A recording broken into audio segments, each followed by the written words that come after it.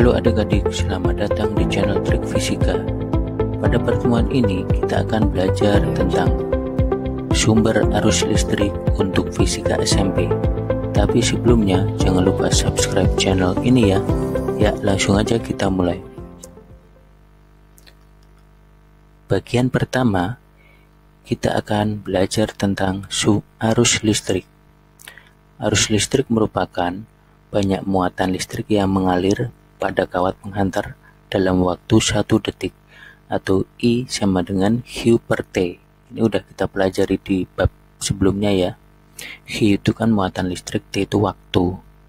Alat ukurnya ampere meter yang dipasang secara seri dalam rangkaian listrik. Gambarnya seperti ini. Jadi syarat arus mengalir, rangkaian listrik harus tertutup, saklar on. Saklar itu yang S ini ya, simbol S ini.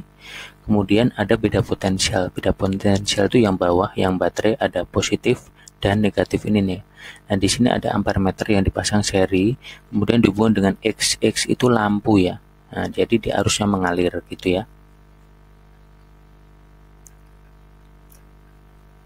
Selanjutnya kita akan belajar tentang cara mengukur ampere meter. Caranya ini gambar ampere meter.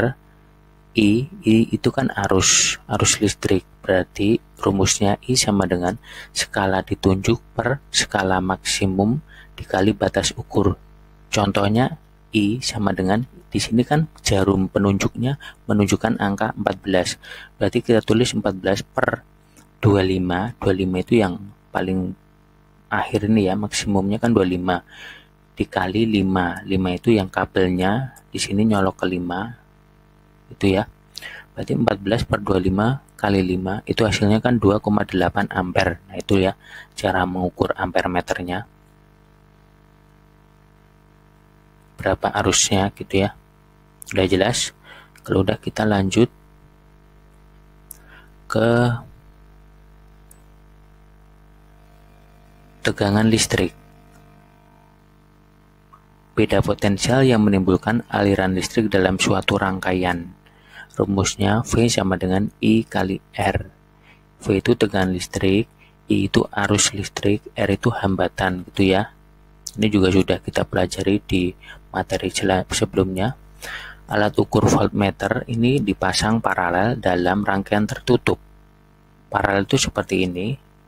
Nah, di sini ada cabang dihubungkan ke lampu atau X ini ya.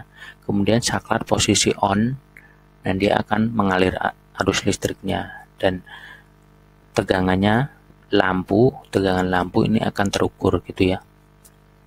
Contohnya seperti ini. Nah, di sini ada voltmeter.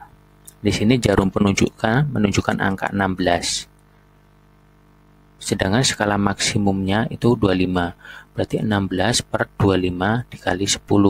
Hasilnya 6,4 volt. Itu ya. Udah jelas ya. Kalau udah, kita belajar tentang penambahan hambatan pada rangkaian listrik. Untuk yang pertama kita akan belajar tentang hambatan muka. Hambatan muka ini dipasang seri pada voltmeter untuk menaikkan batas ukur alat tersebut. Rumusnya Rm sama dengan N-1 kali R. Rm itu hambatan muka berapa ohm gitu ya. Kalau R itu hambatan pada voltmeternya berapa ohm. Kemudian N sama dengan V max per V. V max itu tegangan maksimum di voltmeter itu. Kalau V itu tegangan voltmeternya. Untuk lebih jelasnya kita masuk ke contoh soal. Beberapa alat tidak dapat digunakan lagi karena pergantian tegangan PLN dari 110 volt menjadi 220 volt. Sebuah kulkas mempunyai hambatan 2400 ohm dan menggunakan tegangan kerja 110 volt. Supaya kulkas tetap dapat digunakan tanpa mengganti komponen-komponennya, dipasanglah hambatan muka. Yang ditanya berapa hambatan muka yang dipakai. Berarti yang pertama kita tulis dulu ya, diketahui R besar itu 2400 ohm pada kulkas itu. Kemudian V max itu 220 volt. Ya. Di soal udah ada. Kemudian V itu 110 volt. Yang ditanya RM. Berarti langsung aja kita cari N-nya dulu. N sama dengan Vmax per V 220 per 110. Nah, ini hasilnya kan 2. Selanjutnya kita cari hambatan mukanya. Rm sama dengan N-1 kali R. Berarti sama dengan 2 min 1 kali 2400. Hasilnya tetap 2400 ohm ya, hambatan muka yang harus dipasang. Ini ya, udah jelas ya. Kalau udah jelas, penambahan hambatan yang kedua yaitu hambatan shunt. Dipasang paralel pada ampermeter untuk menaikkan batas ukur alat tersebut. Rumusnya RSH sama dengan R per N-1. RSH itu hambatan shunt, satuannya ohm, R itu hambatan pada ampermeter, berapa ohm gitu ya. Kemudian N sama dengan I max per I. I max itu arus maksimum yang mengalir pada alat. Kemudian I arus pada voltmeter. Misalkan ini contohnya, sebuah ampermeter mempunyai batas ukur 100 mA dengan hambatan 495 ohm. Supaya ampermeter itu dapat digunakan pada batas ukur 10 ampere harus dipasang shunt. Berapa besar hambatan shunt tersebut?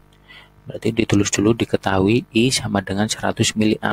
Berarti kan dikonversi ke ampere dulu, hasilnya kan 0,1 ampere. Kemudian R besar, hambatan luarnya itu 495 ohm.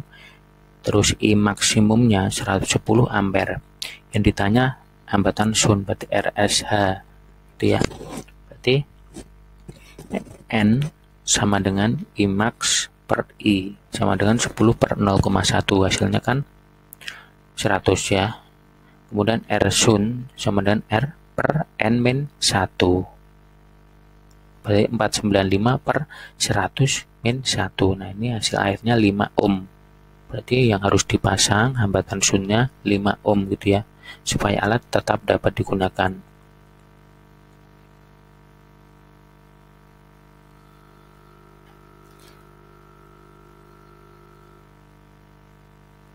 Selanjutnya kita belajar tentang sumber tegangan listrik atau elemen.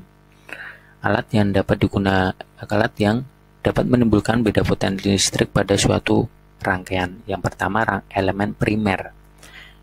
Elemen primer itu sekali pakai ya, tidak dapat diisi ulang. Contohnya elemen kering atau batu baterai. Dia terdiri dari katoda atau positifnya itu karbon, anoda negatifnya seng, dan salmia gitu ya. Salmia itu kayak pengantarnya gitu. Kemudian yang kedua, elemen volta terdiri dari katoda yang bagian positif itu berupa tembaga dan anoda negatifnya seng, dan elektrolitnya itu H2SO4 itu ya.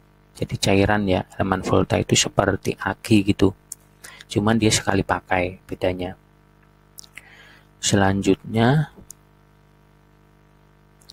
yang kedua, elemen sekunder. Elemen sekunder itu bisa diisi ulang, dicas gitu ya, setelah habis dipakai. Contohnya akumulator atau aki, terdiri dari katoda positif PbO2 dan anoda negatif Pb. Elektrolitnya H2SO4. Di sini misalkan gambar akinya, dia cairannya itu H2SO4, asam sulfat gitu ya. Kemudian contoh yang kedua, baterai charge. Baterai charge itu seperti baterai di HP itu ya. Dia bahannya dari nikat atau litium gitu ya, bisa diisi ulang. Selanjutnya, rumus-rumus energi sumber tegangan listrik. W sama dengan Q kali V, kemudian Q sama dengan I kali T, W sama dengan V kali I kali T, kemudian W sama dengan C kali V kuadrat, dan W sama dengan Q kuadrat per C. Ini keterangannya. W itu energi listrik joule, Q itu muatan listrik kolom, terus V itu tegangan listrik volt, terus I itu kuat arus listrik ampere, T itu waktu berapa detik, C itu kapasitas listrik berapa farad gitu ya. Jadi nanti tinggal dipakai aja yang mana dalam menjawab soalnya. Ini contoh, saya kasih contoh 1. Sebuah sumber listrik menghasilkan selisih beda potensial 12 volt dan kuat arus 2 ampere. Hitunglah energi yang dikeluarkan sumber itu jika digunakan selama 5 menit. Berarti diketahui V-nya tegangannya 12 volt, I kuat arus 2 ampere, T-nya 5 menit, berarti 5 kali 60, 300 detik gitu ya. Yang ditanya usaha W. Berarti langsung masuk ke rumus salah satu di atas. W sama dengan V kali I kali T, berarti 12 kali 2 kali 300. Nah, hasilnya 7200 Joule gitu ya. Tinggal masukkan rumus saja ya. Udah jelas?